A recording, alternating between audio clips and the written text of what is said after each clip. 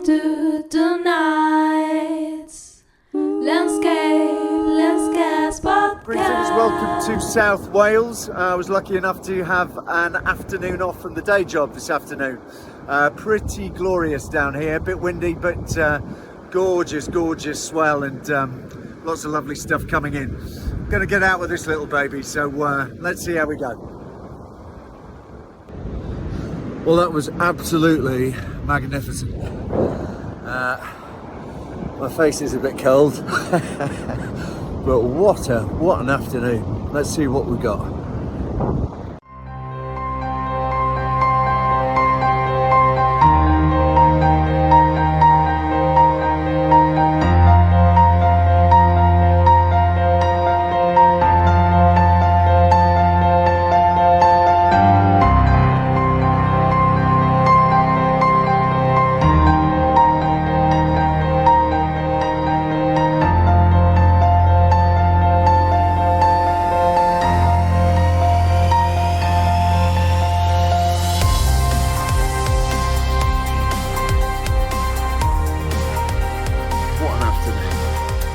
Starting to get some feeling back in my fingers and toes, and yeah, glorious part of the world.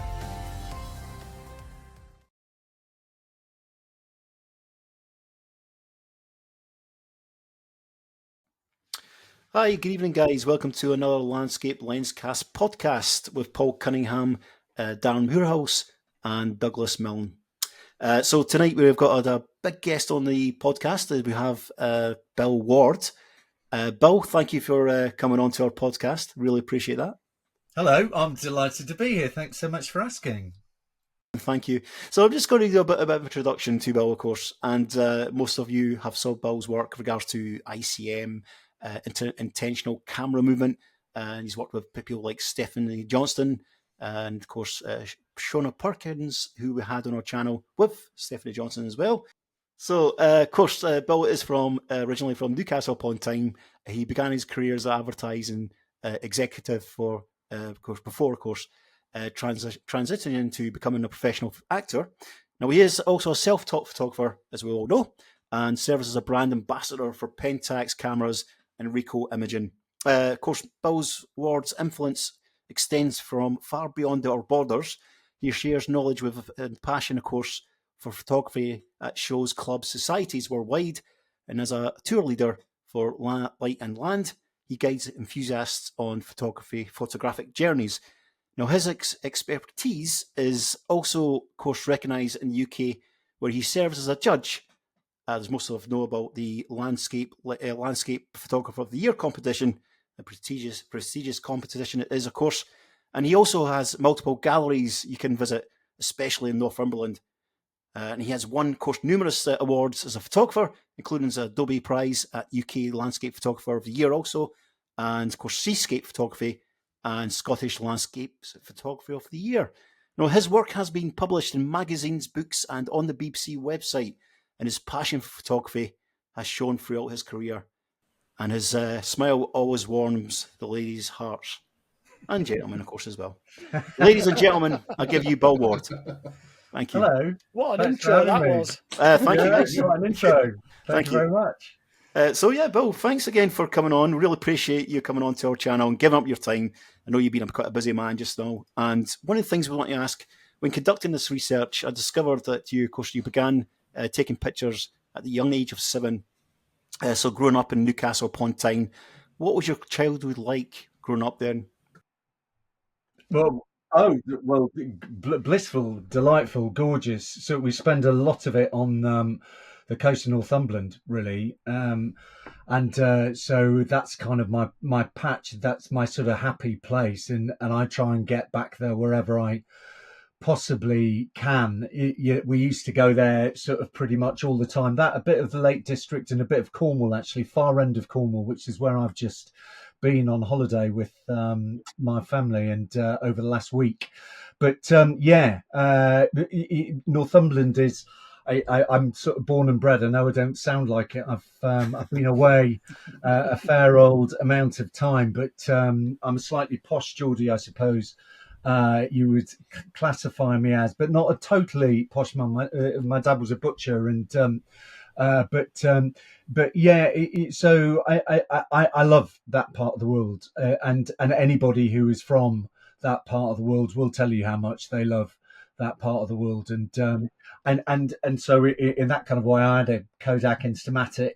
And I'm a bit of a hoarder, so I've still got all of the pictures that I took with it, and I took a fair amount up the Northumbrian coast and all of the kind of places you would probably go as a landscape photographer. I was going as a 7-year-old with my family, getting extremely wet indeed, as the wind whistled in off the North Sea, as it does around that kind of neck of the woods. But yeah, no, I still feel very lucky to have grown up in that neck of the woods, and like I say, I get back there whenever I possibly can. Yeah, so Northumbria, it's a beautiful part. Lindisfarne, you got some cracking seascape shots from there as well. Now, I've just come back from there, from Northumberland. Yeah, that's right. Yeah, you have. Yeah. So, where have you been, Darren? Oh, I did Holy Island, Dunstanburgh, Bamburgh. Oh, I just went to the Farne Islands. But yeah, they've just reopened those. I think they had a really nasty dose of bird flu that wiped out a large amount of the puffin colony. Yeah, they're only allowing an hour visit on at a time. It's all, you got to wipe your feet as you walk through all the matting. But yeah, we had a cracking time. Yeah. Well, brilliant. If you had to choose one place in Northumberland to go to, where would your place be?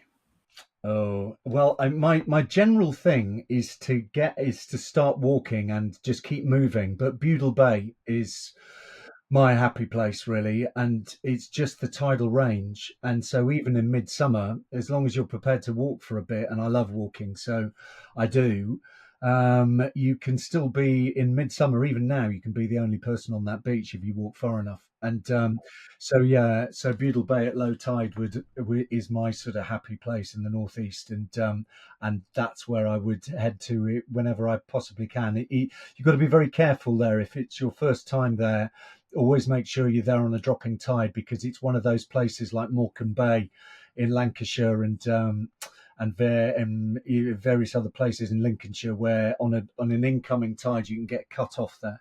So you've just got to be very careful, and always, if you are on an incoming tide, always look around you.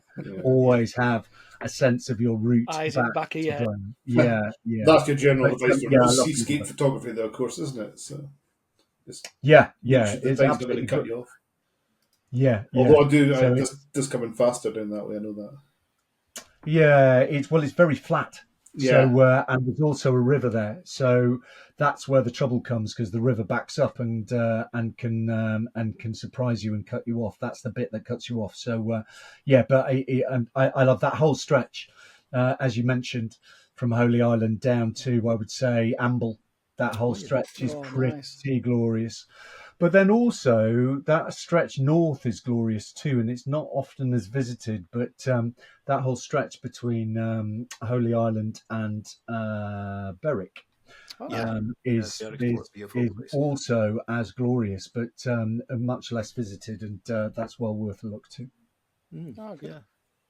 So you worked with Stephanie Johnson quite often, or you do work with Stephanie Johnson quite often, and do workshops, etc. We had her on to the podcast beginning. Well, I think it was in April she was on, and she was talking about, of course, the ICM, intentional camera movement, and of course you do some cracking images of that, which we'll all witness tonight, guys, as well. We'll see this on the podcast. Just on that itself with ICM, what was it? What you try to get across to the viewer into the methods you do? Yeah, for me, my photography I would describe it as unashamedly emotional.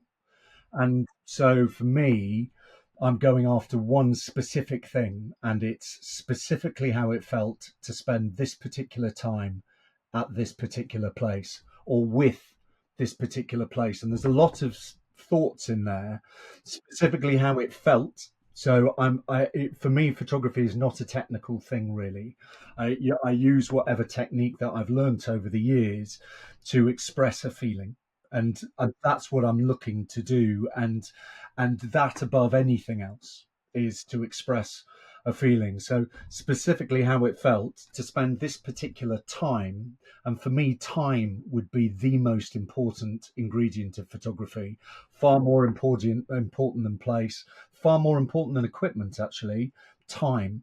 Because for me, if you have enough time, it just allows you to experiment and photograph without worrying about the outcome, without having some kind of deadline on an outcome.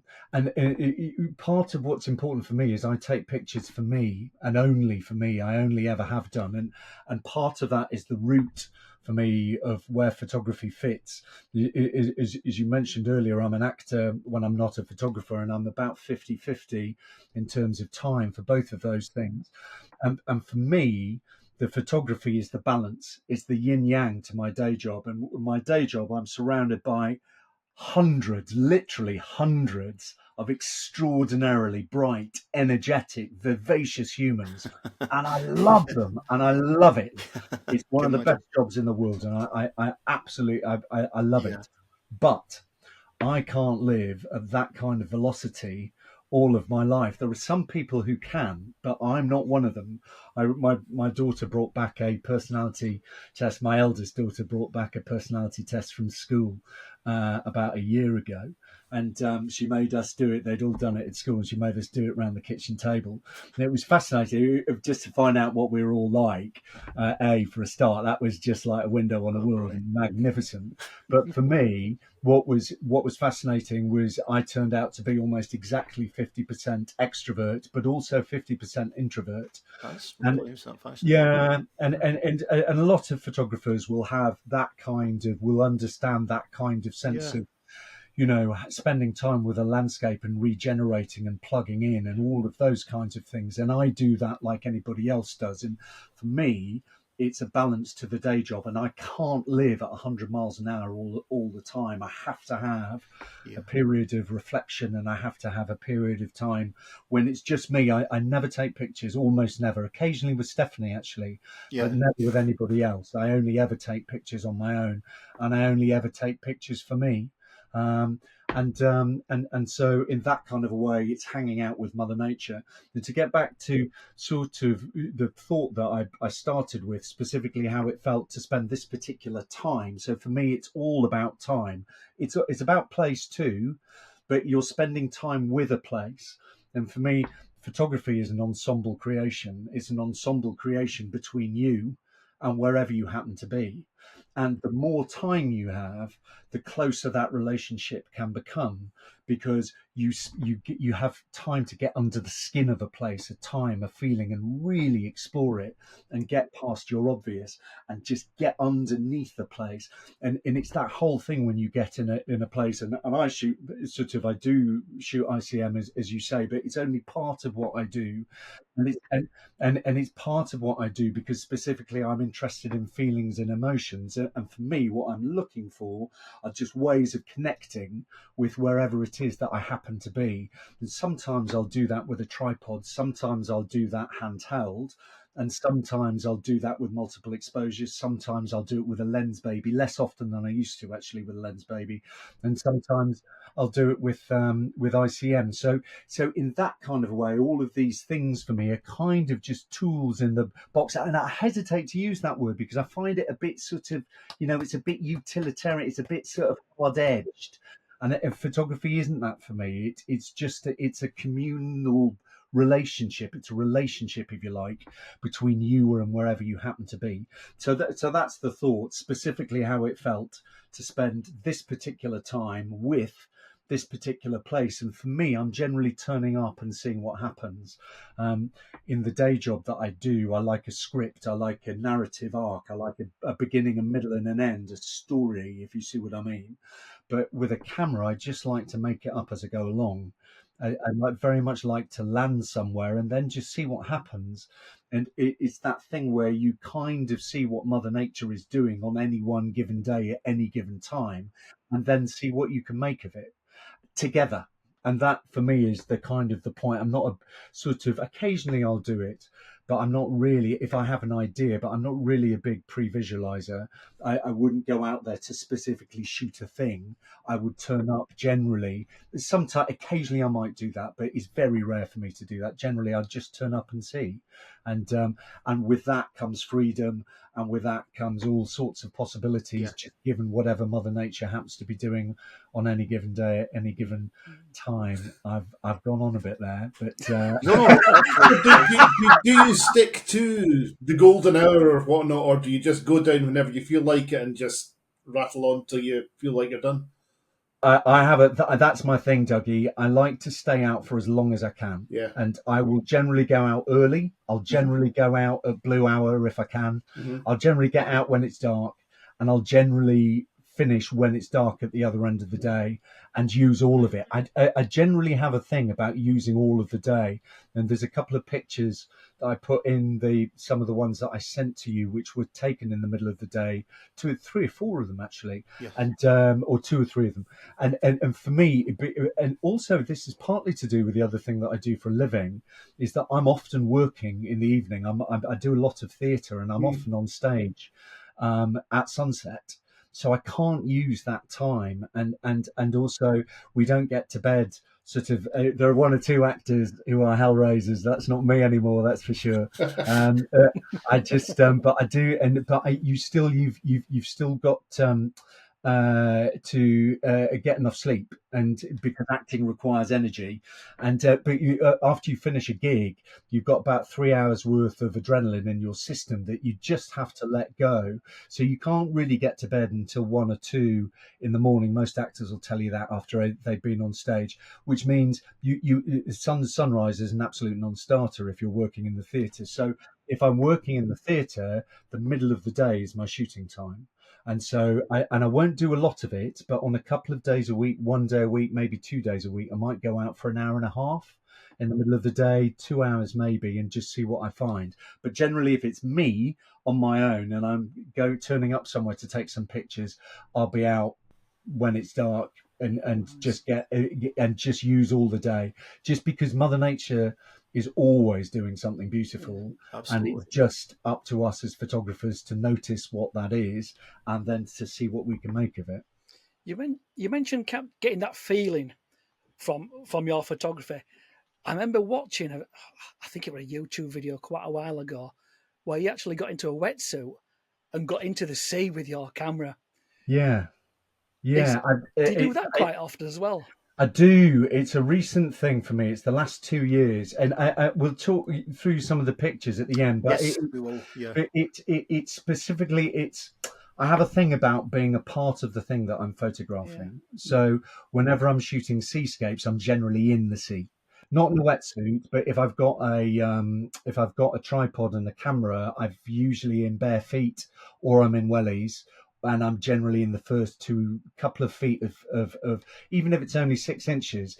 I do like just to be a part of the thing that I'm photographing, because I think it just helps in a sort of, it helps you to be just emotionally really, and making a connection with the thing. Yes, I was going to say that. I just have a thing about. It's quite easy as a photographer to be an observer of a thing, and actually some photographers are brilliant at that. Brilliant observational photographers, decisive moments, street photography, and that is magnificent. It tends not to be my bag actually. So my bag would be sort of being a part of a thing itself, and then hopefully using that connection to make a picture. So generally my thing would be to be in the water anyway, and then I started to have a thing about what would happen if you just explored that a bit further, and instead of just having to stop at the bit where it starts to cover your shorts. What happens if you keep going? What happens? Yeah, you stream. That's what happens. yeah, exactly. Yeah. So that was, and so that's where it came from, and it also, I have a thing about trying to take pictures that I haven't seen taken before, and sometimes you manage it and sometimes you don't. But I'm not a big. occasionally I'll go to a honeypot location, and occasionally that'll be on the Northumbrian coast, just because that's where I'm from and I like to go there. But generally I'm not doing that. And part of the reason is I'm not trying to avoid people, but I see so many people during my day job that what I'm trying to do is spend time, peace, quiet, solitude. That's what I'm looking for, and using that as the kind of the connection with the landscape. And so for me, the more that you can kind of enable that connection, the better. And peace and quiet helps to do that, but physically being part of it does too. And I hadn't, it was the logical extrapolation for me. I've done a lot of seascape photography, some of which we'll talk about tonight, and I've also over time done a lot of seascape ICM photography, which was a kind of logical extrapolation of where I really started with photography, and a lot of water photography. And for me, it's just was part of exploring that. Was so what happens, I broke sort of at least 2 DSLRs. God bless Pentax. Thank you so much for being so understanding. But getting up close and personal with holding DSLRs underneath breaking waves, and then at the very last minute bringing it above your head and sort of holding it, then bringing it above your head. And it was logical extrapolation for me. I started to think, well, what would happen instead of having to move the camera away from this? What would happen if I happened to punch through it? What would we get? And so for me, it's just been an absolutely magnificent exploration. And I've also surfed a lot, and I've been a surfer for the last sort of 35 years. And for me, I'm trying to get a camera into the places that I used to get a surfboard. And I was never sort of brilliant or anything, but, you know, sort of decent-ish intermediate longboarder, kind of a standard, and sort of trying to get the camera into those kind of places. And so if you have a wetsuit, and I've tried various bits of waterproof housing, and I've learned, unfortunately, you can't save money, particularly in that department. I've tried various sort of secondhand things off eBay that haven't worked as well as I would have liked them to, and have leaked and have destroyed various bits of camera equipment that I've owned. So it's been a process of I don't know, discovery, if you like. But I've loved it because there are one or two wonderful down in Australia, and Warren Keelan, who is a wonderful wave photographer, Phil Thurston. These kind of guys are doing absolutely magnificent sculptural work bobbing in the waves. And my thing is slightly messier than that. I think I put in a photograph actually, which is specifically about mess, that I wanted to talk about later on, which we'll talk about. Yes. But I like mess. I quite like mess. I quite like the roughness around it. It's one of the reasons why I like ICM. I like I find it quite visceral, and I find it quite textural. I was going to say texture. Yeah, and for all of these reasons, I find it quite emotional because it's not sort of pristine. Mm-hmm. It's quite rough around the edges, and it's. Yeah, there's a kind of texture of feeling to it that I really like. And so having a wetsuit and waterproof housing with a DSLR, and I do like still using a DSLR. You could use a phone for this, but I do like using a DSLR for this. Just because sometimes of the depth of field, but also because I just like using a DSLR. I still do, and there's a connection that you have with a piece of technology or something that is quite personal. And I've had my camera for about 6 years, and I love using it. So in that kind of a way, it made sense to use it. So I do a lot of that. I've just spent 2 days when we were down in Cornwall to sunset shoots, splashing about in the waves in my wetsuit with a camera.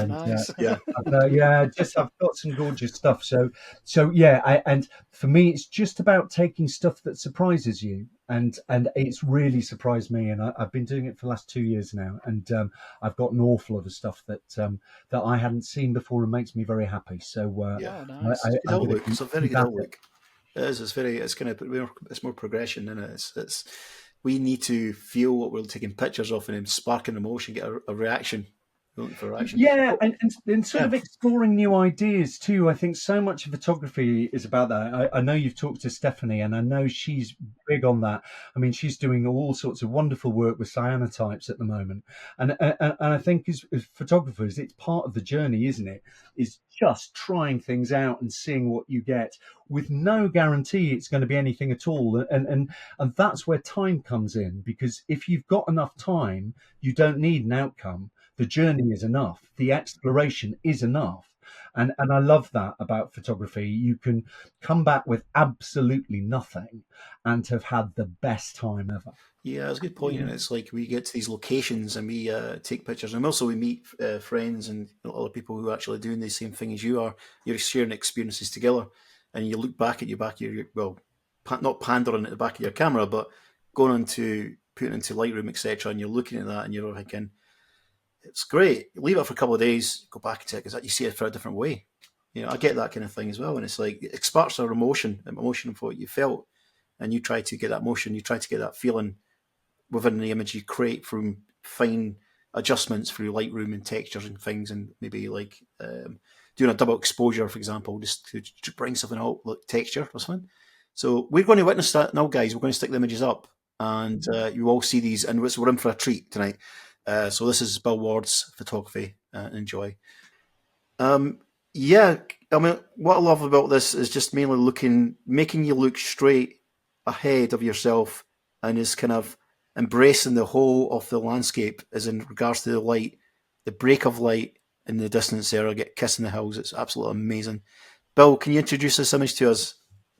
Yeah. Thanks, Paul. This is in Luscantire. This is one of those days where I went out very early and came back very late. So this is midday. And it's just a good example that Mother Nature is always doing something beautiful, and you don't necessarily was. I love golden hour as much as anyone, and blue hour in particular. Actually, I love. But you can just get some wonderful conditions in the middle of the day. Storms. Often this was one rolling in over the hills on Luscantire, and for me, it's all about the bolt of light, Paul, that you mentioned in the distance. That was it. That's what I saw. And you're kind of going, oh my God.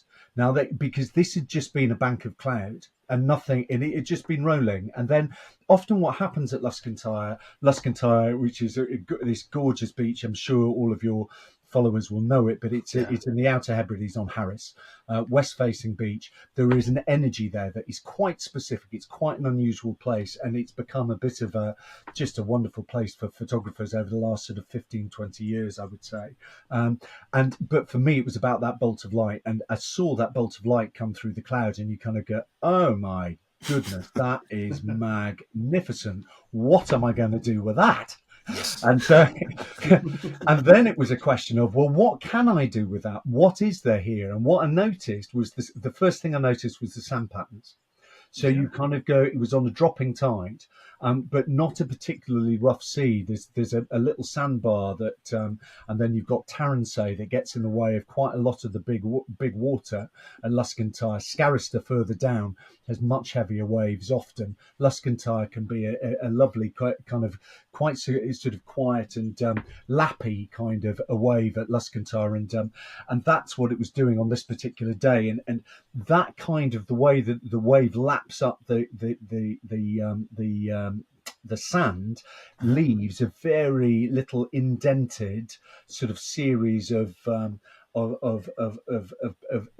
kind of brown and white sands behind it.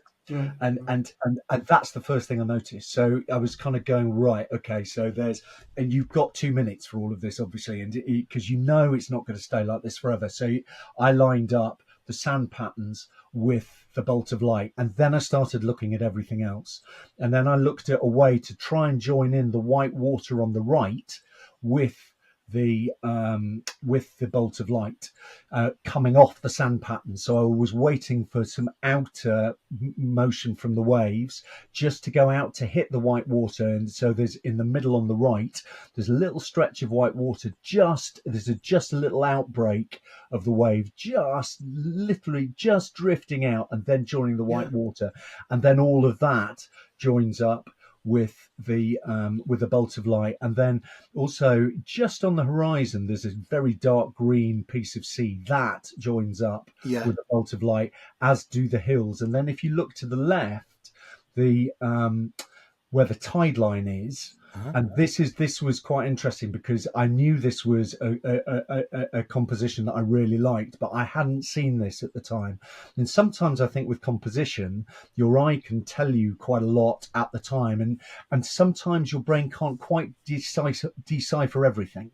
And you'll know something feels good and looks good, but you'll be not quite certain of all of the pieces. And this is one that I saw later when I got it into Lightroom, was that the tide line too, so the bit that starts 2/3 of the way up on the left, the tide line, that also comes in to join the bolt of light coming through the cloud.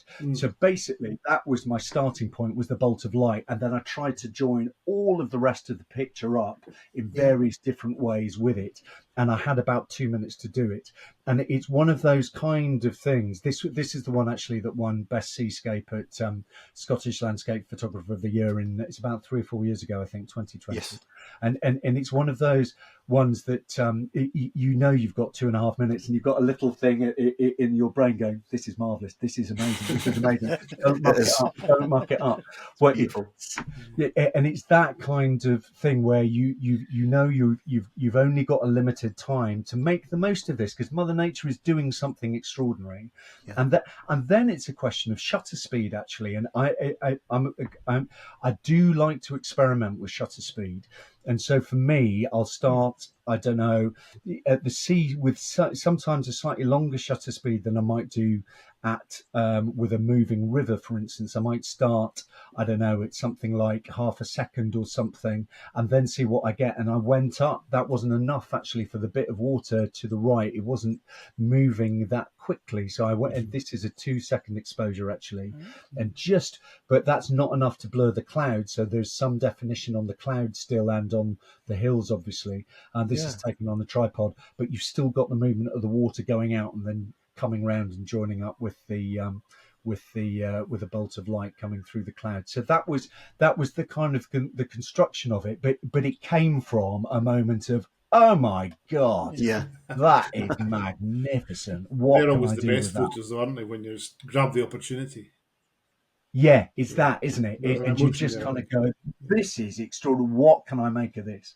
And then hopefully, sort of from the skills you've learned over the years, and just that thing of staying. I talk about this a lot when I'm running workshops about staying open.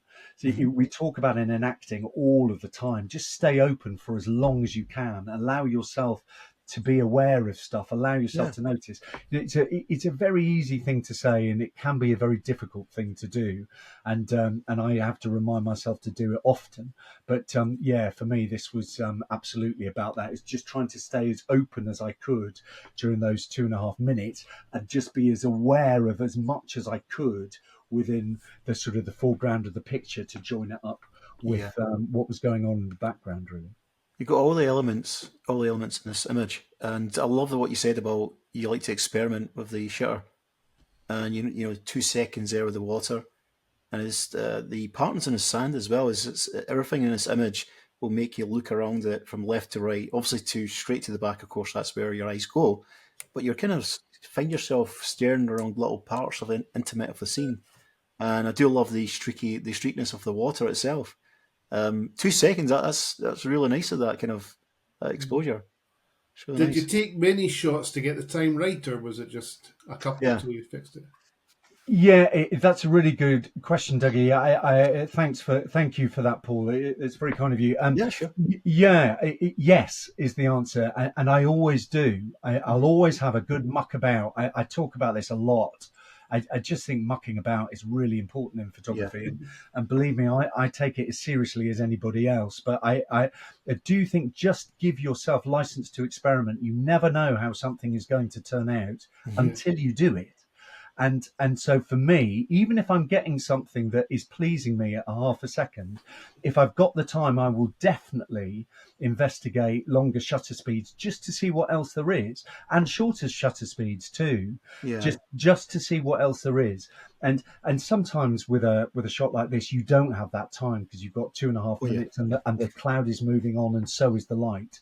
but you do. I did investigate different shutter speeds, slower ones, which is where I started. Sorry, faster ones, which is where I started with this, and this is pretty much the longer end of where I ended up.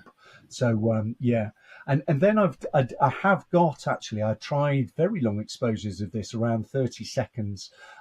Just when the light had moved on from here, 30 seconds and a minute from here, and you get a very, very different thing. You just get a very minimalist Yeah, thing. it would be very minimalist, wouldn't it? A nice 30-second Yeah, exposure, but yeah, and just very sort of, it's greys, browns, whites. That's Yes. kind of it.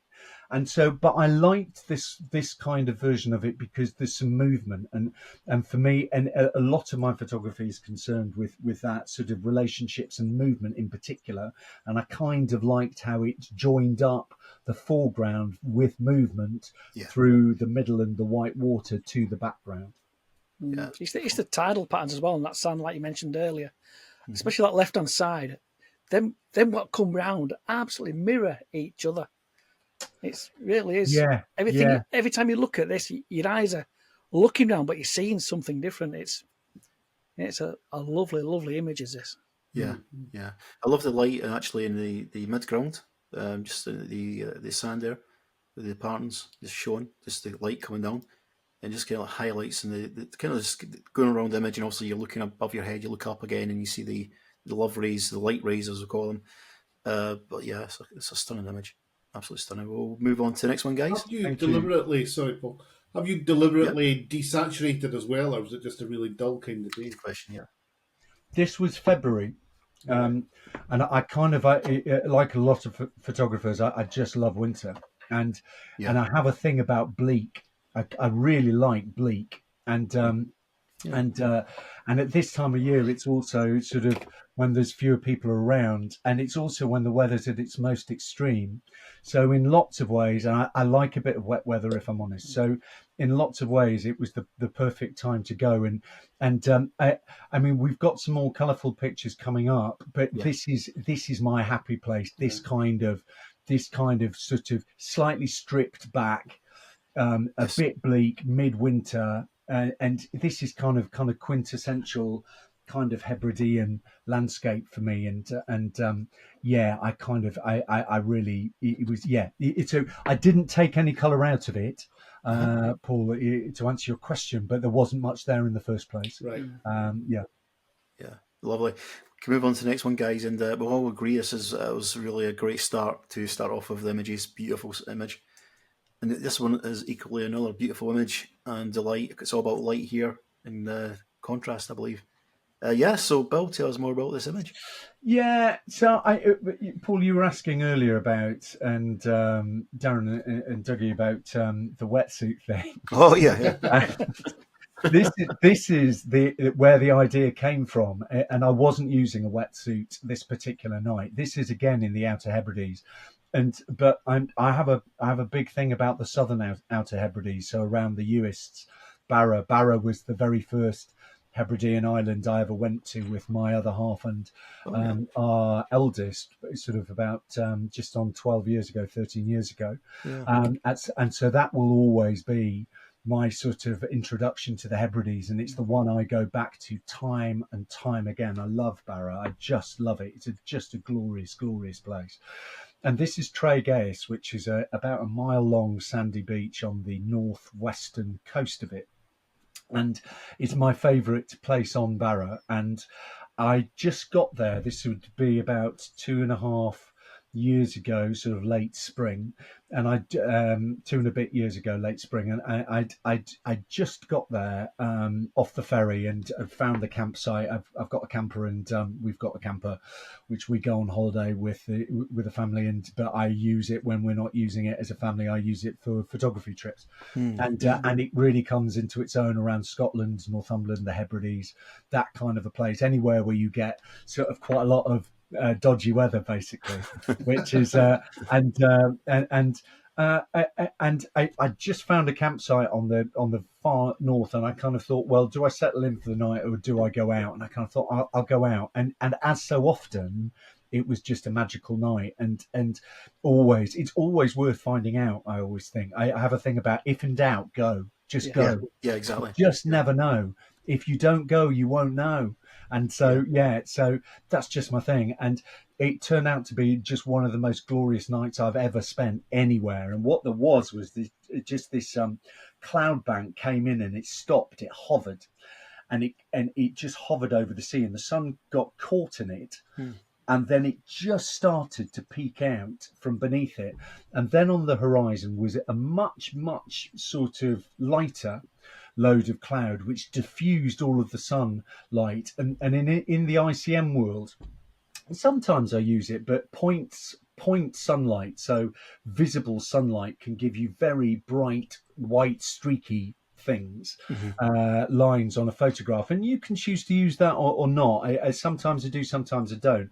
But what was delightful about this was it was the mist stroke light cloud on the horizon was giving the sunset a diffuse color. So it was basically diffusing the sunset light, and it was utterly magical because you've got a lid on it from coming from above, which is the kind of the grey cloud hovering. Then you've got this section of sort of light, sort of golden light, just starting to peek through before the sun hits the sea and disappears. And then you've also got the reflections on the foreground. And if you noticed in the far left, there's just a tiny sense of a headland in there, which was my starting point. And for me, I just landed in Barra. I had the rest of my trip was going to be there for about 4 or 5 days. I had the rest of the trip out ahead of me. And this photograph was all about that. It was that sense of the future, that sense of optimism, that sense of the light on the horizon, and that sense of just something in the distance drawing you towards it.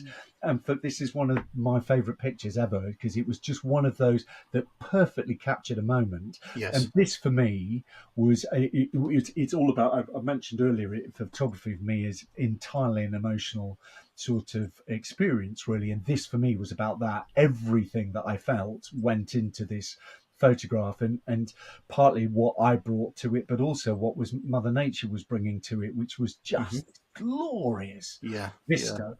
And then it was a question of, well, what do you do with that? And so I tried various different things, which is what I would usually do, some from the beach. And then I rolled up the shorts, took the boots off, waded in, as I generally do, and just started to hang out with the water, basically. And you may laugh at this, you may not, but dance with it as it came in.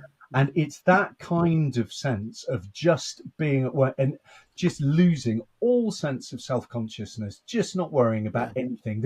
It's the Outer Hebrides. There's no one to look anyway. There's no one to look at you anyway. But even if there was, I love that in photography. I've got, part of being an actor, you get used to people looking at you and making a fool of yourself in public. So I've stopped worrying about that kind of thing. And so for me, it's just about expressing myself sort of physically. And it's quite an interesting subject, physicality and photography, because it's not something we talk about a lot, given the roots of photography, and given that often photography is sort of capturing a moment in time, or a still moment in time, or as landscape photographers will often use a tripod. But for me in ICM, the movement, how you choose to express yourself, is really key, actually. And on this particular evening, I tried loads of different movements, but I often end up with quite flowing, languid movements, and this was one of those. So this is a couple of seconds of movement of just. I often talk about the camera being a brush, and you're just blending in the light around you into the cloud and into also the reflection just on the surface of the water. And so for me, it was just loads of things coming together, some of them emotional, some of them physical, and all of them powered by Mother Nature, really. So it was just one of those glorious evenings where you kind of go, I will never, ever forget being here. Interesting you said about using a paintbrush, where the technique of doing ICM photography, intentional camera movement, the flick of a wrist, or just moving it up and down the camera.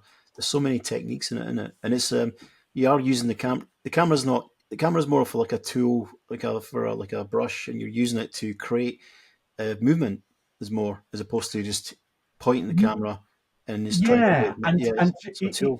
yeah, it's almost like a collage. So you're Yeah, taking bits from one part of the frame and moving them to another. Andy Gray, brilliant Northumbrian yeah, yeah, ICMer. He talks a lot about moving light around a frame, and I know exactly what he means. yeah. And because you're essentially, that's part of what you do with ICM is you move light around a frame, but you also move other things too. Hmm. You're moving you're moving the headland. You're just blurring the edges of the headland into the light. You're taking the light off the surface of the water, and you're just blending it into where the water stops and the light starts. All of that kind of stuff. You're just blending everything into itself. So just that kind of thing of taking the edges off things. Just that kind of. I do like sort of extended. I've come from quite a long exposure background, and interestingly, actually, that last picture was 2 seconds, as is this one, and I do like that softness that you get at that kind of shutter speed, where you just get time to blend the elements together. Yeah, And, of course. yeah. Yeah. Do you have a go-to movement for your ICM, or do you always look for the light and try and paint it in that way? Yeah, it's a really good question. I kind of when I'm teaching this stuff, I kind of, what I generally say is start somewhere, anywhere, but do start. Hmm. So, and because so much of this comes from what you get, and you're not going to know what you're going to get until you get it. Yeah. So, so much of this is allowing yourself just to be free, really. And so, if you're looking for a starting point, I will often start somewhere between a half a second and a second. So, for me, the starting point is the shutter speed more than the movement. And then what I'm often doing is looking for the contours. So, looking for the contours and the contrast. And here, the contours were in the surface of the headland to the left, in the surface of the water, and in the surface of where the top clouds meet the orange band of light. Yeah. So those were the contours, and that's also, incidentally, where most of the contrast is as well. Although there's a bit of contrast with the light also hitting the surface of the water and hitting some of the cloud formations and patterns in the cloud in the upper ledge there, in the upper layer. So that's what I'm often looking for as a starting point. But just because that's a starting point, it wouldn't necessarily make it a finishing point. Yeah, So, of course. and then you see what you kind of get, and you try. My general thing is to try every kind of movement possible. So and also every dimension, because as you mentioned earlier, trees are a good place to start with a sort of vertical, a straight sort of two-dimensional vertical kind of movement.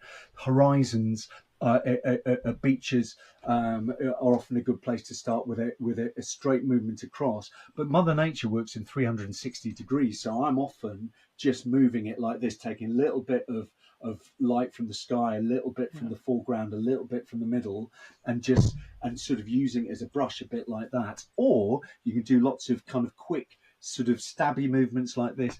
Just try anything until, for me, the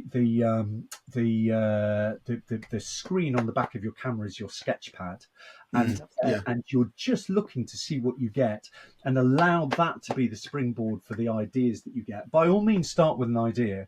I often say, if you're drawn to something, start with that. See what you can make of that. If there is something here that's interested you, start with that. Use that as your starting point, and then see what you get.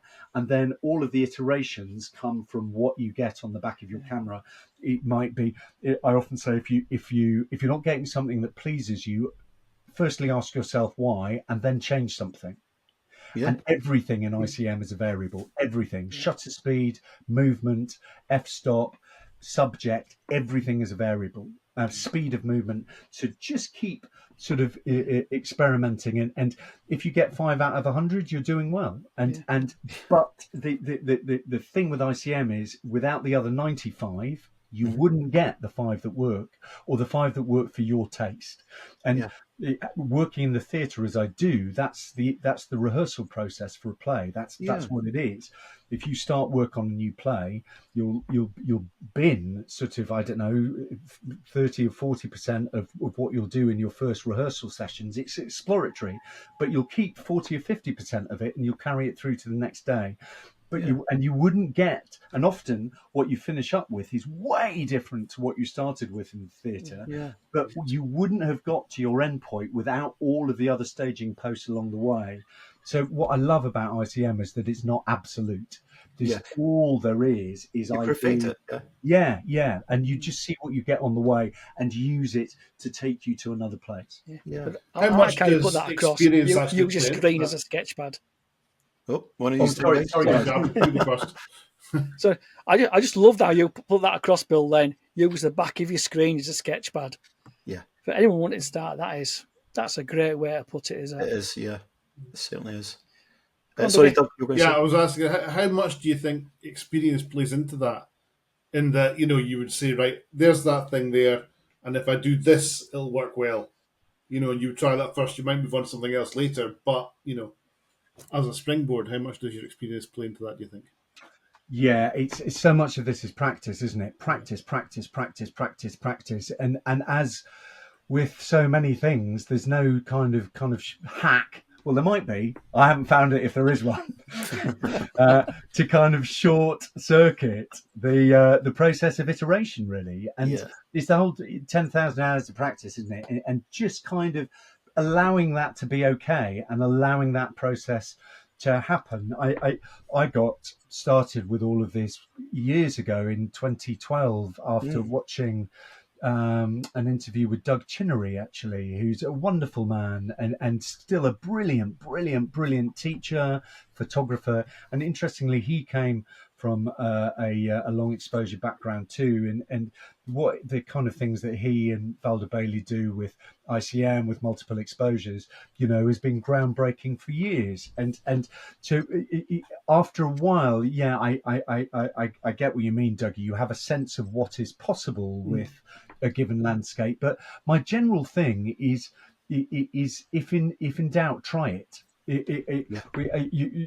Paul mentioned earlier that I used to work for advertising agencies for 10 years before I was an actor, and the head honcho of the agency, one of the agencies that I worked at, Nigel Bogle, who worked at I worked at a place called BBH, Bottle Bogle Hegarty, and a hugely creative agency, and they did all the Levi's advertising back in the day, and remarkable place. And he always used to say, an idea isn't an idea until you do something about it. Yeah. And I really like that. It really resonates with me for ICM, because so much of this is, well, you'll only find out by giving it a go. And the joy with this is once you've bought the hardware, once you've got the DSLR and the SD card, everything else is for free.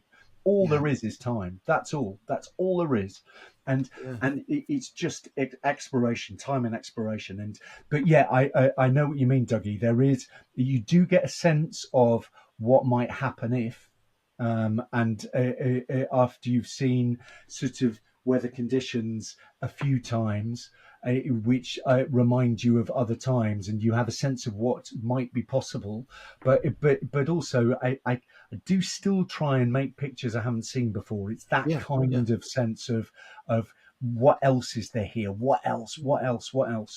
Yeah, I do get it. And you can always visit that same location, get something different every time almost. Yeah, because Mother Nature's always doing something different, and the state of the tide will be different. The conditions will be different. You'll be feeling different, and how you feel as well, I think, is that makes a big difference to the kinds of pictures that you make on any particular day at any particular time.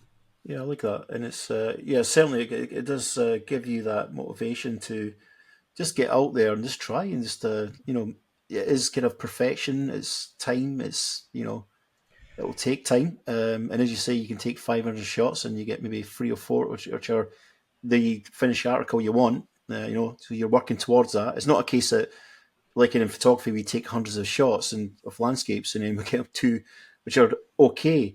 It's more about you're doing that to get what you want in the journey of the image. Yeah, I think so. And it's just working towards an idea. Yeah. And just that sense of, I often talk about hypothesis testing and just trying out ideas and go down the rabbit hole. You've got the time, go down it, see what's at the end of it, go down it. And there might be nothing there. There might be no rabbits.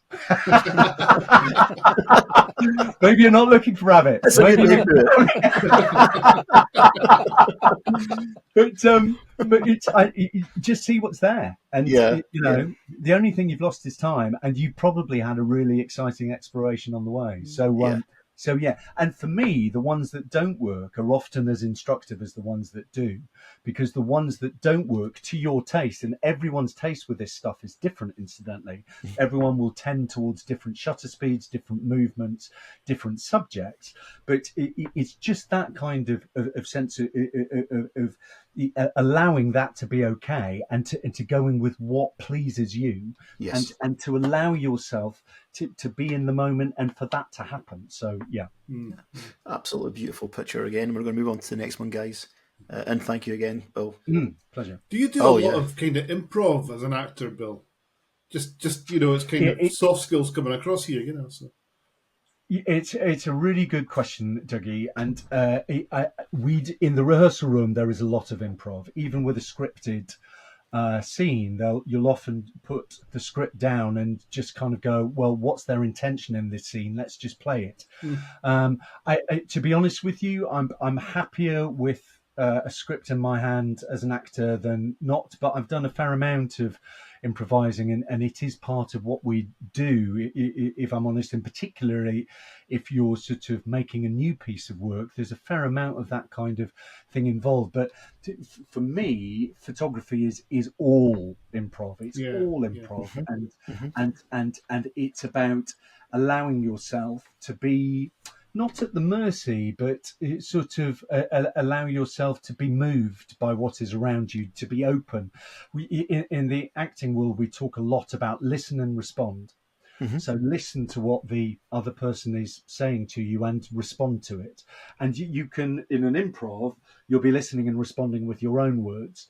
With a script, you'll be listening and responding with the words on the script. But how you say those words will be completely different depending on how the actor in front of you gave you what they were giving you on this particular night. And I've just toured the Full Monty for what was it, about 180? We did about 170, 180 performances, and it was different every single night. Every single night, the words were the same, but the performance was different, and that's because the audience brings something different, and the actors bring something different, and you just listen and respond. And for me, that is photography. Really, it's listening to what Mother Nature is up to, and just responding in your own way, really.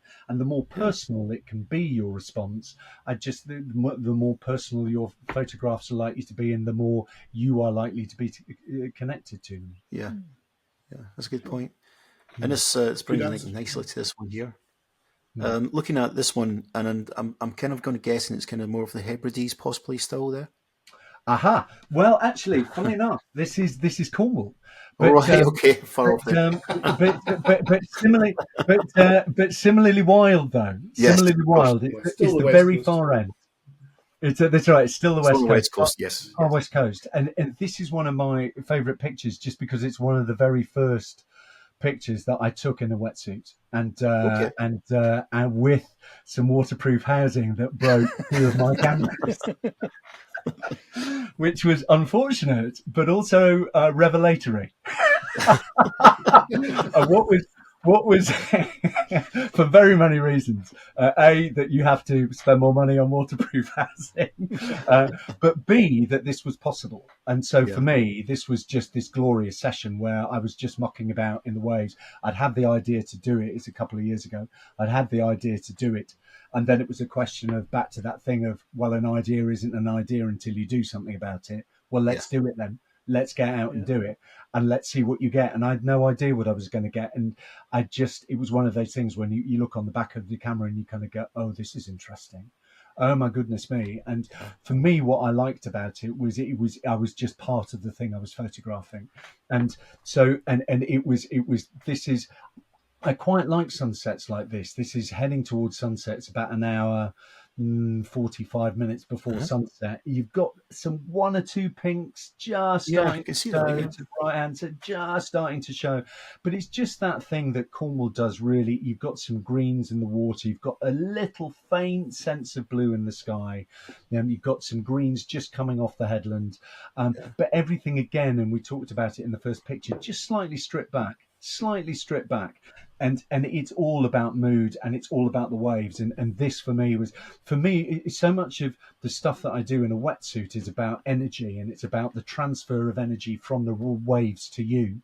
And surfers talk about this the whole time, and it's that symbiotic thing where you're taking the energy of the waves and you're repurposing it. Really, you're channeling it into your surfboard, and you're kind of and it's a symbiotic relationship, and everybody wins. You know what I mean? The wave isn't unhappy that it's being ridden, if you see what I mean. So it's I kind of like that kind of transfer of energy, and from the waves as they come all the way through the Atlantic, and then they land on the Cornish coast, and you're just kind of surfing in or sort of swimming in with them, as I was in this particular case, and right through the sort of the barrel of the wave as it breaks, and that's what's breaking in the foreground of the picture is I'm in a breaking wave just as it breaks, and trying all sorts of different shutter speeds to see what works best, and all sorts of different camera movements to see what works best. And just that sense of the headland, you get a sense of a place, a time, a feeling, but also just it's not too it's not too what's that it's specific, so it's not, the edges aren't too sharp, and so it's just it's quite dreamy, and I kind of, so this for me was all about the feeling, as that last one was, and it's all about the feeling and the freedom that you get of swimming in with the waves, and photographing as you do it, and the energy, and it's utterly life affirming. Yeah, but we always say a photograph brings back the memories, and I think you've hit the nail on the head. You talked us right through that about the wetsuit, the housing especially. It's a lovely image. Is this, like you said before, it's nice and soft. Everything, the movement.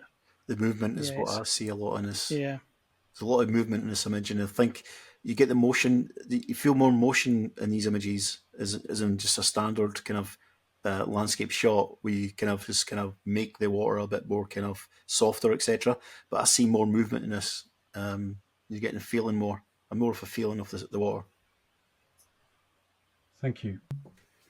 We'll move on to the next one, and I love this. This is the one I really enjoyed, and you did mention about in the water. Beautiful. Yeah, was this you in the water, Bill? Yeah, so this is I'm underneath it here, and this is punching through waves. So that was when I first started this project a couple of years ago, when I was sort of scoping it. Really, I had a compact, a Ricoh GR3, which is Paul mentioned I do the ambassador thing for Pentax and Ricoh, all part of the same company. They've got a great compact which has got a 3 neutral density 3-stop filter on it, and I put it in a little plastic bag, a proper one that I bought off Amazon, proper waterproof thing with Aquapack. It was very good, actually, really worked for me.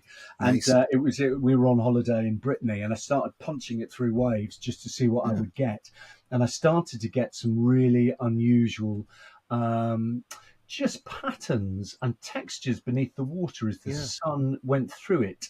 And so a lot of what I do with the wetsuit and the waterproof housing is on the surface of the water and the light reflecting off the surface. And we've seen a couple of those. But a lot of what I do is underneath the water. And this is one of those where the water comes through. And again, it's about energy transfer from the wave, and by having a longer exposure, this will be heading towards half a second, you get the time, and the wave and the light has time to move, so you don't just get a sort of a still moment in time, you get the movement of it digging down into the wave just as it breaks, either just before or just after it's broken, as the wave either gathers itself or it closes in on itself.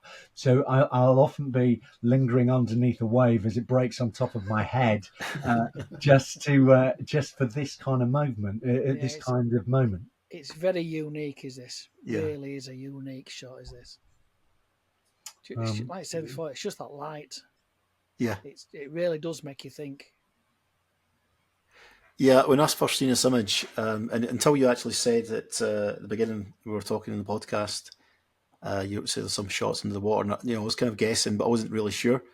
But now when you mentioned it, you can see the sun coming, as Darren said, the sun coming through, looking up from under the water. That is something you never see in every day in photography, and I love it for that, just for that alone, Just the for the originality uniqueness. of it. Yeah. Yeah, it's unique. Yeah, Yeah, definitely. yeah. Do you find you burn through a lot of cameras? Shoving them all underwater like that, Yeah, well, I hadn't, but I have in the last couple of years. Yeah, Yeah. I've been through 4 actually in the last couple of years, and Pentax have been unbelievably patient with me, just because they know how wedded I am to this project, and Yeah. have been unbelievably supportive and helpful along the way, and have championed the work too, which I'm very grateful for. So so yeah, but yes, it is.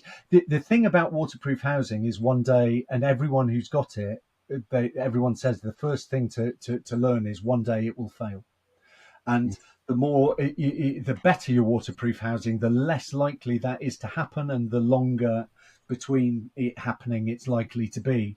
And I started off, because of the other thing that I do for a living, I don't have an awful lot of spare cash to spend on gear. So I'm often shopping in the bargain basement for things. I'm often doing things secondhand and that kind of a thing. So for me, what I've learned with this is having decent gear, decent underwater gear. All of my gear is still secondhand, incidentally, but I've made sure it's in very, very good condition when I bought it secondhand. Yeah. It's 2 plastic bags instead of 1. That's right. That's right. And an elastic band. Yeah, of course. So, yes. Yeah. So, so yeah, but part of the problem with Pentax cameras is they don't make sort of bespoke housing for them. So I've sort of had to shop around a bit to find sort of various things that will fit. But I have found something. EWA Marine have something that fits it. So yeah. So the last sort of year and a half, it's been much sort of much less dangerous on the hardware front. Happily. Yeah, this is one of my favourite images. I really do like this one. Thank you. Move on to the next one, guys, and we have this one as another favourite of mine. I just love these. I'm thinking this is leaves. And the first time I seen it, I thought it was birds. First time I seen it. You sure it's not birds? Any more for any more? I think it's birds. I thought this were birds. Yeah. Yeah. I think it's swallows, something like that. Yeah. Yeah, it is birds. It is birds. But I know what you mean about leaves, Paul. There's a sense of them flying through the air, autumn, and I'm as you'll have started to have worked out. I suspect I'm project based as a photographer, and the project that we've just been through is my current major project, really, and I've been doing it for the last couple of years. But I do sort of work on a number of different projects. At the same time, actually, I should probably just shout out, I'm really sorry. I'm just about to do an exhibition as part of Light and Land on September the 2nd to the 7th in the Mall Galleries in London. So do on the underwater work, the immersive work that I've just been showing you. So do drop by and have a look there if you have a moment. But I am project based, and I like to keep lots of things going. Yes. I just like to mix things up a bit. It just it makes me happy as a human, and it's also that thing about having ideas. And we live in Bristol, and we moved here about 12 years ago now, 11 years ago now. And one of the things that we did a lot when we first came to Bristol is we went to the Starling murmuration on the Somerset Levels. And I used to live in Brighton, and I've seen the murmuration on the piers there, and it's fabulous and it's magnificent. And so I was aware of what the murmuration looked like. The one that happens in Somerset is enormous. It's absolutely astonishing. Not always, not every night. But when it kicks off, it's somewhere between 40,000 and 90,000 birds. Wow. And it's extraordinary. And it's not all year. It's sort of late November through January, February. And for me, having seen it, it was one of those things where you kind of go, oh, my God, I don't think I've ever seen anything like that ever. Just like ever. And so what is brilliant about it is the birds there will come and land. Sometimes they land a mile away, but sometimes they land right next to you. Yeah. And when they do, it's extraordinary because of the noise and the mess of it. Yeah. 30,000 I can creatures imagine. coming in to Yes. land. What a mess! And it's in the Middle Ages, they used to talk about starlings as harbingers of doom, and you can see why they would, because all of a sudden there's this great big black swooping cloud above you, and the Yeah. noise they make, these creatures. And my thing about the starlings is previously, whenever I'd seen photographs of them and whenever I'd seen them moving, it had all been those kind of gorgeous fractal kind of shapes and swoops where they kind of all swoop as one, and it's absolutely wonderful. Yeah. But my experience on the Somerset levels of the starlings was literally the polar opposite. It was just a swarm of these creatures coming into land all around you, you kind of almost ducking as they sweep Yeah. over the top of your head. Sometimes they do swoop in, but sometimes they just come in at speed, sort of just above head height. And it's absolutely magnificent, utterly visceral. And so what I had an idea of doing, having sort of shot them with a long lens and handheld to begin with, was to do a project on the mess, because I hadn't seen that done, and to do a project on the mess of it, the visceral thrill of 30,000 of these creatures landing next to your head.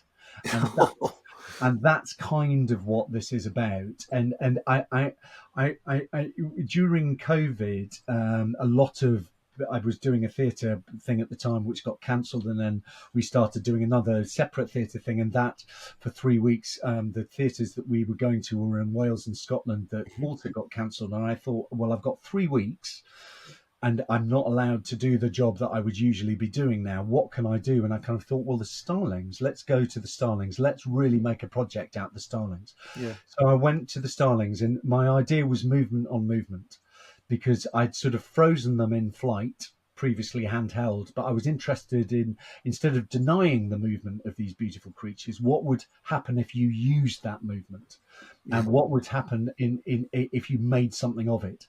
So for sort of 14 out of 17 nights, I went back to the starlings night after night after night. And part of the joy in that is sometimes they don't turn up at all. Yeah. And so you suddenly realize that when they do turn up, you're completely blessed. And it's a thing. And so, but also part of going back sort of multiple times is you get braver, and you don't worry about getting the perfect picture. You just start to explore and experiment and muck about. And so this is a 3-frame-ish to certainly 2-frame multiple exposure. Yeah, I tend to do all of my multiple exposures in camera. And because I like to work on the fly, as we've discussed, really, I like being in the moment, and I like to improvise. And I kind of like having to do it in the moment. I kind of like not being allowed to think about it. I like to just go with your gut. And which is what you get on the stage, really. That's the theatre world, and so taking a bit of that into the photography world, and yeah, so for me, this is about the energy of these creatures when they come in, the noise, the mess, the swarm. It's like locusts, only in bird form, and it was just utterly visceral and utterly captivating, and just a magical 3 weeks. And this is just one of the. I've got loads of these images, sort of an exhibition of them, sort of 30 or 40 that I ended up with. But this is, you choose one, don't you? And this is the one that was as much about the subject matter, which is the mess of it, and using and getting at that, really. Yeah, it's a lovely shot. Really nice. And when I looked at it, I mean, I was kind of in between birds and also leaves, because what just threw me is, of course, I know it's a double exposure, but with the tree stems, but I'll look at it more, I can see, of course, it is birds. But yeah, it's a beautiful shot. Really nice. It could be autumnal. It could be an autumnal shot, really. But, it's got autumn feels, hasn't it? Yeah, it has got feels. that. It's how you feel, I suppose, isn't it, as well? But yeah, really nice. We'll move on to the next one, guys, and this has been really good so far. We've witnessed some really nice shots tonight, and this one I do like as well, and it's mobile movement as well. Is it? Yeah, one of those kind of rare occasions where you go for one thing and you end up with something else. And a good friend of mine is an urbex photographer, Matt Emmett. He's also a Pentax ambassador, and he's a brilliant light painter. And he invited me out on a light painting trip to Dartmoor, to one of the high altitude woodlands there, which was brilliant. And we did it, and I learned an absolute bucket load. Wow. And we sort of camped out there that night, and then shot again in the morning, sort of just light painting with torches in some of the woods. It was just wonderful, really atmospheric, and I loved it. But this was a Brucey bonus for me in that it was I saw just as the sun came up, there was a little stream next to where we've been camping, and I just had a little nose over because I do like water, as discussed, and I just started to have a look at the patterns and the sunlight and the reflections. And I have a thing about water reflections, really, and I'm often looking for little still patches of water, and just to see what they do. And for me, it's the stillness of these things, and the sort of the beauty of them, really. And out of nothing, these kind of they're often only a foot wide, sometimes less, 6 inches. This is about a foot, and I'm just looking along a riverbank for little patches of water where something that is slightly out of the ordinary is happening, and then sort of going down the rabbit hole and investigating. This is with a tripod, this is with a long lens. I'll often use a long lens for these kinds of shots, and I'll often be looking to see what I can make of the reflection. So I'm looking for reflected light, and then just seeing what I can come up with. And this, for me, reminded me of a peacock tail. And that's what I liked about it. And it's just kind of got, and there's a journey through the photograph from the bottom left to the top right. It was wholly unexpected, and I'd never seen anything quite like it. And it didn't last for long, as these things often don't. And then it's a question of sort of sorting composition, and I tried various different compositions of this. And mucking about with shutter speed and just getting a sense of movement, but still a bit of definition between the little sort of bits that make up the feathers of the peacock in the middle of the frame. That kind of sense of structure, and just making sure there's a bit of that in the picture. And that takes a bit of sort of mucking about with shutter speed just to try things out. This will be somewhere between a half a second and a second. But that was it. But what caught my eye originally was just the little patch of water in the very bottom left. Yeah, that's what caught my eye, and then I built the composition around it. Yeah, it's looking around it as well. There's so you can see through the water into the like the lichen or the algae at the bottom there, and then you look above there. There is a thing when you actually slow the shutter down that much. Water can look like almost like textured hair. Am I the only person that sees that on the right hand side? The top. Oh, I'm just looking at the peacock feather. Yeah. Now you mentioned that with them, that flow of water coming out to the side, you can really see it, can't you? Yeah. It's got that. It's beautiful. It's very intriguing, isn't it? It almost takes you into that dream state again. Yeah, it's a beautiful image. I do like that one as well. It's just just pretty much the movement of the water as well at the bottom and the right hand side. As in the middle, we could say where you've got the curve, and then it just follows up, and then you see that peacock tail coming up. As soon as you mentioned that, Bill, it was kind of brought the picture alive, actually. Thank you. Yeah, it's an abstract thing. I do like abstract. For abstracts, and just to see what you can make of what you find. That kind of, and repurposing it, and just sort of long lenses are very useful for that kind of thing. Yes.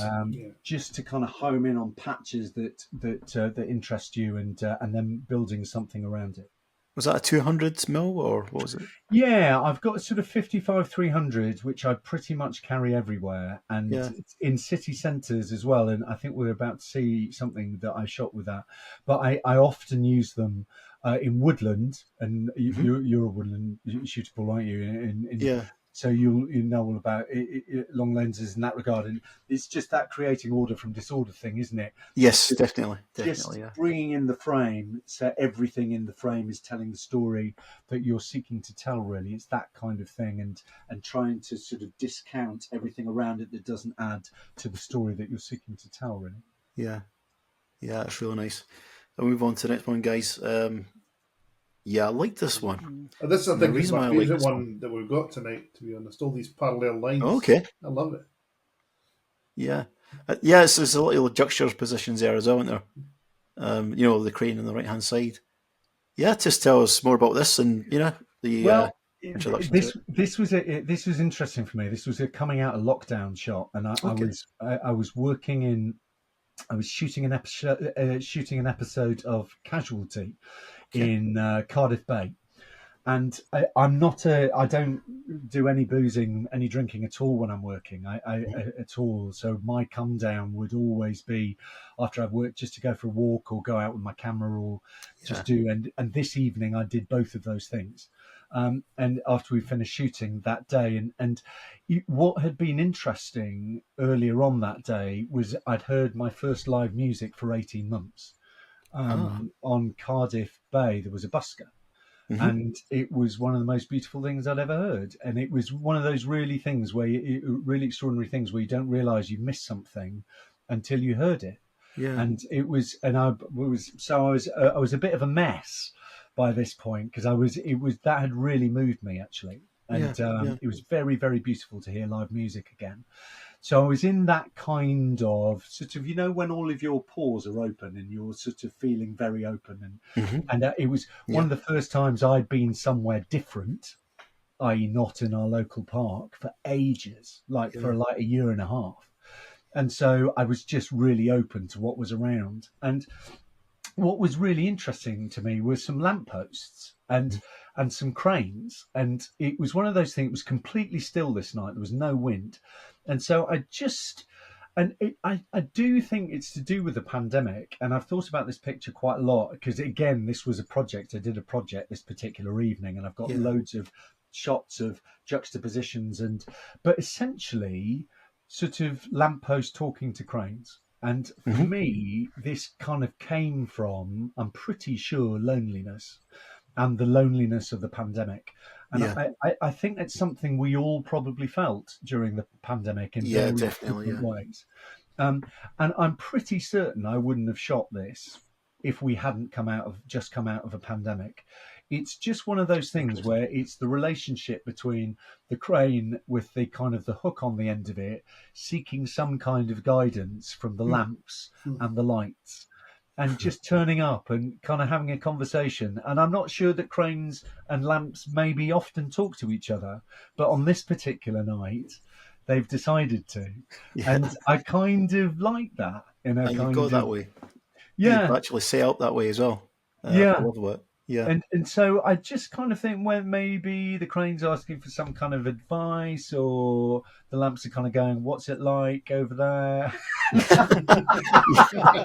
Maybe they're talking about something completely different. Definitely see it's the smaller kind of, with the lights, of course, and the lamppost is kind of facing towards the crane.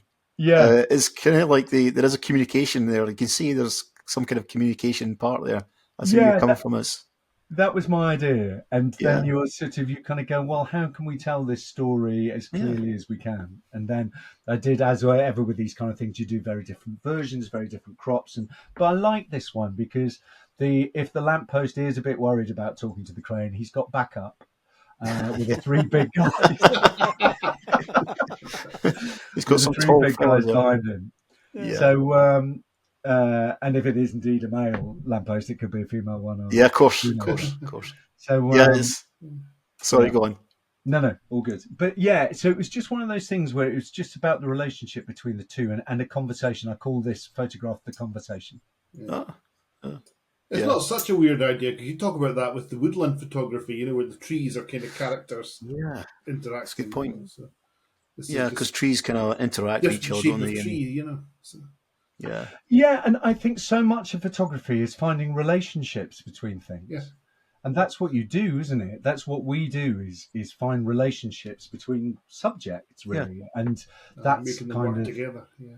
right. And so that's just a version of that, I guess. Yeah, it's a really nice shot. And this next one I do like as well, and it gives me a sense of freedom. I don't know why. In my kind of point of view, is love the sky. Yeah, the 2/3 of the image of the sky, and of course the scale with the people on the right hand side there. It's like a family with kids, I think. It's looking at there.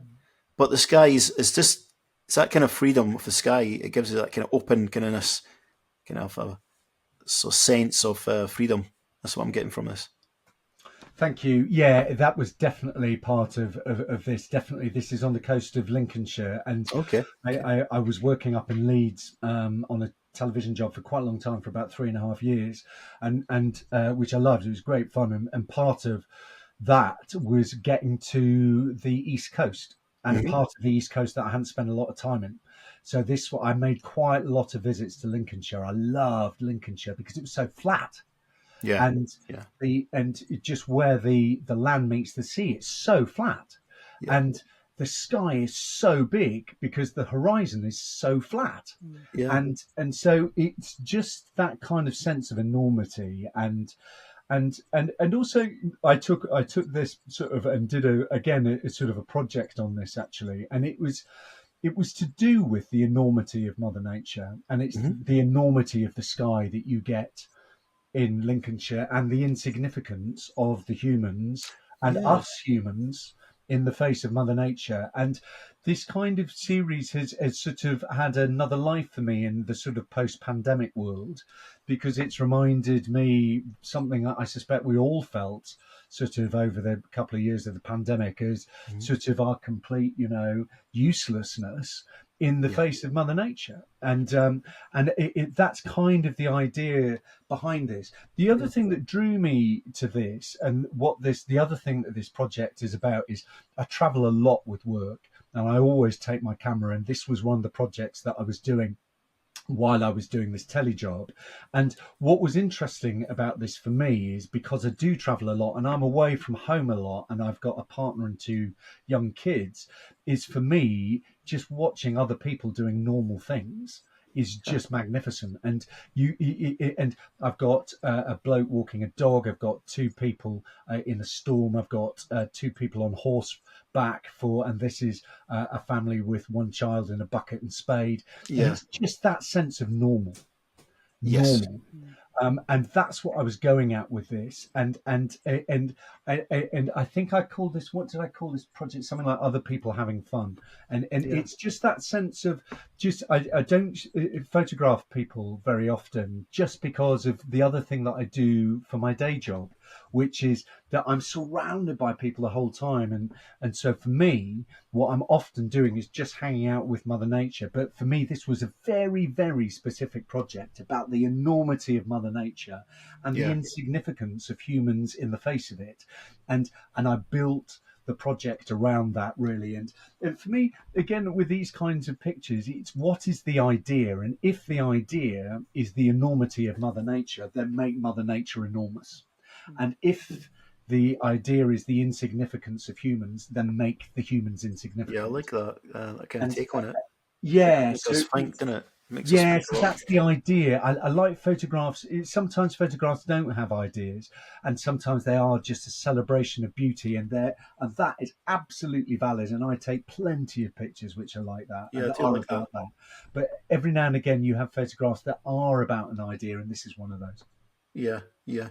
It's like street photography. You've got that thing where at the street you can actually use like a lone figure, etc., show a sense of loneliness, etc. But this image, and is it showing you all the large scale of nature? As you mentioned, of course, the land's flat. Most of the sky, and the scale of the people in the image is very, very small, and it shows you the importance of we are, of course, in the world. So it's Yeah, yeah, certainly a it's the vastness into it of it. yeah, exactly That's the what it is. vastness. Yeah, it's a really good shot. We have some cracking shots tonight, guys. We'll enjoy them, especially. I mean, when it comes to the ICM, etc., I love different. I love anything anything that's different from the norm of photography. I have tried it, and I must admit I failed. But But practice, it's I think practice, the key practice, is to practice. get a wetsuit and try it. Yeah, well, you know, there's a few things, and I think if anything, the viewers watching this will pick up from getting encouragement of trying it, and just get a sense of freedom and just trying it yourself. Just practice, as Bill says, and you will keep on going towards and creating something that you want, but don't just give up in a couple of shots. Keep on taking the shots. Keep on trying. Yeah, Yeah, that's how it works. yeah, I think that's right, Paul. I think so much of the ICM journey. I'm not a big user of the J word, but Yeah, but so much of the journey is discovering your own taste and working out the kinds of pictures that you like, and then working out how you might go about taking them. And it does take a while. yeah, and yeah, and that journey can take a while, but don't worry, it's probably taken a while for most people. And don't worry about the ones that don't work. The ones that don't work make you a step closer to the ones that do, yeah, and yeah, and that's the way to think of it. And just use the ones that don't work to channel you or to direct you to the ones that do. yeah. Would be my sort of advice. And don't worry about the ones that don't work. It goes with the territory, and it's just all about sort of your own taste and developing your own taste ultimately. Yeah, that's good advice, and thank you. And you heard it there, guys. I'm going to move on to back to the screen. We really viewed some great images tonight, and you've witnessed these as well. So please check out Bill's work, of course, on his website, and also Bill does a lot of tutorial work as well. He has mentioned there's a gal. You've got like a in 3rd of September. Is that correct? Yeah, Is 2nd there of more about September that? through to What the 7th at the Mall Galleries in right. London with the Light and Land exhibition there, and I'll be showing my immersive work there. So yeah, do drop by if you happen to be in town. Great. Well, I'm going to ask a Is there a question. This website link, question is, Phil? Say yes, again. we'll get a link up in there. Ah, thank you. Yeah, shall I Yeah, send you something, you Paul? can. Yeah, Yeah, it'll be great. We'll put great. that link up. Link in the description There below. is a question I'm going to ask at the moment, Thank you. which is a bit of devil's advocate, you could say. So when you were judging, and of course at the Landscape Photography of the Year Awards in the UK, and obviously you've done 22 and 23. Do the entries surprise you every year? And more importantly, does AI have a place in in future competitions? Oh, it's such a good question. Well, firstly, the ones that you stop and look at are I've done it for 2 years, like you say, 22, 23, and Yeah, then last year. Um, the ones that stop you are the ones that surprise you. And so those tend to be the images that, and I guess I can't speak as a judge. I'm speaking here in my own personal capacity.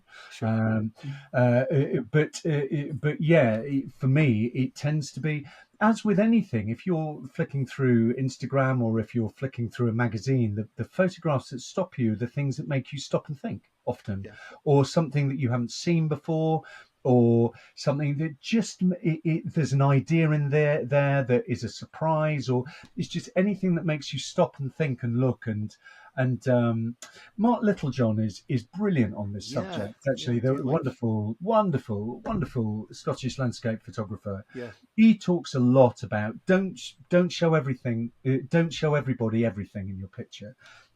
Just show them enough to fire off the imagination, and then get them to fill in the rest of what you haven't shown them with their own imagination. yeah, And often I think that's the thing with looking through a lot of pictures. You tend to stop at the ones that you haven't seen before, or the ideas you haven't seen before, that kind of the subject you haven't seen before, that kind of thing. The AI thing is interesting. I think Scottish Landscape Photographer of the Year have just allowed a category which had AI in it. And it's the first, you guys will know more about competitions than I do, but it's the first competition I'd come across that had sort of embraced it. And I thought it was a very brave thing to do, actually, to kind of okay, yeah, open up a part of the competition to it, and say AI is allowed in this kind of part of the competition. It was in the creative photography part of the competition. And yeah. So I kind of certainly with UK landscape photographer of the year, you do have to send in your final. If you get through to the final rounds, you do have to send in sort of digital negatives of the original photograph. So, and I mean, I'm all for each to their own with this stuff, isn't it? It's just Yeah, each to their exactly. I own. mean, And some people like ICM, some people don't. Some people like AI, some people don't. Some people yeah. do loads of work in Photoshop. I don't, incidentally. I only use Lightroom because I'm rubbish in front of a computer. I try and spend as much time. One of the reasons actually why I spend as much time as I do outside taking pictures. Having fun more. Yeah. Yeah, that's where I have the Yeah. joy of photography, and I don't have any joy in front of a computer. I was But just looking up there. You're talking about, of course, the landscape photographer of the year, Scottish landscape photographer of the year. We've got him coming on, which Ian Bowie. Ian Bowie, am I correct? okay, Yeah, he's coming on next couple of weeks. We've got him, and yeah, it's interesting because I know we're going back a bit there, but going back to the point with AI, I know that some judges were really strict with that at some point. Do you feel that they're kind of moving off it a little bit more, being more well, tolerant? with AI or Yeah, for me, I have no idea. I really I only speak in a sort of yeah, personal sure, no, capacity here. your own capacity, of course. Yeah, I couldn't really say for me, and as a photographer, AI isn't something I'm going to be using sort of anytime soon, just because that's not my joy. yeah, sure, Um, of course. but there are plenty of photographers who are brilliant at it and who are really good at the back end of computers. And Andy Gray is an absolute wizard Yeah, yeah, with a computer and has repurposed all sorts of computer programs that were meant for other things into making beautiful, extraordinary ICM images. So, each to their own. I kind of, and it's going to be up to landscape competitions to police it as they see fit. yeah, But for me, I like taking natural pictures and will continue to do so. But there's definitely going to be, isn't there, in the future, the sort of AI categories in, I would imagine, in yeah, yeah, competitions because all sorts of creative things are possible. And yeah. I mean, photography is art, after all. When it's there's that kind of there's boundaries in place, but art there's no boundaries in art as much. So well, there'll be some capacity. Like fine art course has been in photography. Fine art photography's been here for a long time now, and there is there's a category etc. for that. But with regards to AI, there is there's things in AI we use every day, like spot removal and things like that, in a yeah, small capacity. But how much? That's the thing. You're right. Is we evolve as photographers, we evolve as artists, we evolve. Things move on. So who's to say that AI will play a part? yeah, and Yeah, you find yeah, your own place, don't you? And yeah. you Of course, find of what course. gives you joy, and then you go down that path. Yeah, And I guess in the competitive world, it'll just be a question of competitions being policed and the people who are entering them following the rules. yeah, And that's up to individuals, isn't it? And as to whether they choose to follow the rules or not. Yeah, yeah, I think for me, Paul, it's as a landscape sort of nature photographer. It's for me, it's about getting out and experiencing the outdoors, and the image you bring back is a bonus. It's that getting out from my yeah. side. Pretty So much, Paul. You guys are kind of similar that way. Both of you yeah, said that. I've And you're got no right. Yeah, interest with AI yeah. whatsoever. Not Not at me all. either. No, I I use it don't know if any of us have selectively. either. But it's Yeah, just, and I we mean, all it's, use it's, like it's a there's free tool just as tools, but much as your camera is, isn't it? Really, yeah, yeah, so of course. Mm. You can't dismiss it, and I think there yeah, is some not going positives anywhere. and there's So. negatives, of course. But yeah, everyone to their own, of course. Yeah. So what's next for Bill? What's coming up for you? We would know about, of course, September. Anything else in the pipeline for yourself? Yeah, I'm in the middle of shooting just a really great telly job, hence the massive beard. Oh yeah. Oh yeah. Okay. It's not a new Um, Robin Hood, is it? well, I'm not that. Well, I've signed a 3.5 page NDA as you do these days, Yeah. so non-disclosure agreement. So I'm very sadly not allowed to talk about it at No, all. no, that's weird. But it is great fun, and I'm currently in the middle of it, and I'm on a plane tomorrow to do it. which is great. So really looking forward to that. And I've been filming that across the summer, actually, and a fair bit more to come. And then I've got a theatre job that I'm doing in September and October. And again, I'm not allowed to talk about that, but that's very exciting. I'm doing Panto at Christmas, which I am allowed to talk about. That's in Bridlington. Oh, no, which is you're going not. to be a lot of fun. Okay. Yes. Sorry, couldn't And resist. that's going to be a lot of fun. I do like doing Panto. And then in between times, sort of, I'm carrying on doing running all of the workshops that I run. I'm running something with Stephanie Johnson in Cornwall in early January, which we're really looking forward to, January the 9th to the 12th, and running various workshops for Light and Land, one in Northumberland, and then various day-long workshops around various cities, Manchester, Bristol, Newcastle. So lots going on, which is kind of how I like it. It's a yin-yang thing for me, and so the photography feeds the acting, which feeds the photography. And I do like that, what you said earlier on about, you know, the split, and as most people go for drinks and have fun, etc., your downtime will be going out with the camera and just relaxing and just getting that freedom of getting out and creating things. Yeah, making. We're all in the same business. That's one of the things that's really interested me about. There are so many parallels between the two sort of, I was going to say industries, but they're not. I mean, I suppose they are, but they're arts, aren't they? Yeah. And it's all making. It's all making, and a lot of the same principles apply. Yeah.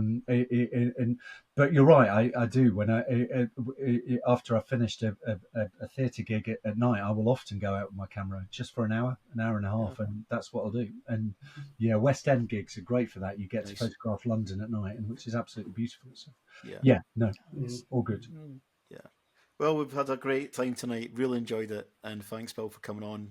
We always ask our people, guests come on the show to come back on if they can at some time, just for us hello and just maybe join in the panel discussion. Was that something you'd be interested in at all? Yeah, always love talking about photography. Love it. So would love to. Yeah, love to have an. I'll tell you what, Paul. It'd be nice to get Bill and Stephanie on together. Yeah, I'd love to. Me and Louise was thinking of doing that, but Louise said no because there's two great big massive personalities in photography and ICM, etc., and also fine art. It's better to get their stories side by one at a time. But we could sometime in the future, of course. As long as Shona Perkins, we had Shona Perkins on as well, and that was really good. She does a lot of stuff she comes from my neck of the woods in Edinburgh, East Lothian, and she does a lot of seascapage, Bill. East Coast, isn't she? Yeah, East Coast. Yeah. She's got beautiful work. Guys, any more questions before we go tonight? No, I'm just going to get a couple of plaggy bags and a wetsuit, I think, and give it a go. and a very inexpensive camera. Yeah. That's a good idea as well. Actually, if you're trying that, and it's that thing you're talking about, punching the camera through the waves, etc. I really do like that aspect, and it's like I love that image. Image, really love that. Mm-hmm. It's just something completely different. Is that? Especially when you explain it on the podcast and people seeing that is good as well. That will whet people's appetites to trying things. That's what we want to do in this channel, get people to try things different. So thank you. And we'll certainly be back again next week, guys. And the next guest we have will be Ian Bowie. And the Scottish landscape photographer of the year, of course. So thanks again, Dan, and of course Doug. And a big thanks to the man himself, of course, Bill Ward. Bill, great. It's been a pleasure having you on tonight. Yeah, and thank you again for coming on. My pleasure. Thanks so much for having me, and thank you for all your fab questions. I really enjoyed that. It's been a lot of fun. Thank you so much. Thank you for your fab answers as well. Good luck with it. Yeah, you take care. And thanks again. We'll hope to see you soon again sometime. Yeah. Catch up soon. Thank you. Take care. All the best. Thank you, Bill. All the best. Go well, you guys. Yep. Thank you. you. See you later. Talking photography.